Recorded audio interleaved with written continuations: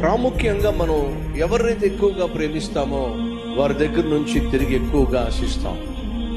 కానీ దయచేసి గమనించండి, ఈ లోకంలో నిన్ను బహుగా గాయపరచగలిగింది ఎవరయ్యా అంటే, నువ్వు బహుగా ప్రేమించేవారే నిన్ను బహుగా గాయపరుస్తారు. ఒకసారి మిమ్మల్ని మీరు పరిశీలించుకోండి. ఎవరు నిన్ను బహుగా గాయపరిచారు? ఎవరి వల్ల మీరు బహుగా బాధపడ్డారు? ఎవరి వల్ల మీరు బహుగా కన్నీరు కార్చారు? మిమ్మల్ని ద్వేషించే వారిని బట్ట, మిమ్మల్ని దూషించిన వారిని బట్ట, మీకు శత్రువులుగా ఉన్న వారిని బట్ట మీరు బహుగా ఏడ్చింది కానే కాదు. మరి ఎవరిని గూర్చి, ఎవరి వల్ల మీరు బహుగా ఏడ్చారో మీరు జాగ్రత్తగా పరిశీలన చేస్తే, మీరు బహుగా ప్రేమించిన వారే మిమ్మల్ని బహుగా ఏడిపించారు. ఇది సాధారణం. యేసుక్రీస్తు యెరూషలేము పట్టణాన్ని బహుగా ప్రేమించాడు. అదే బహుగా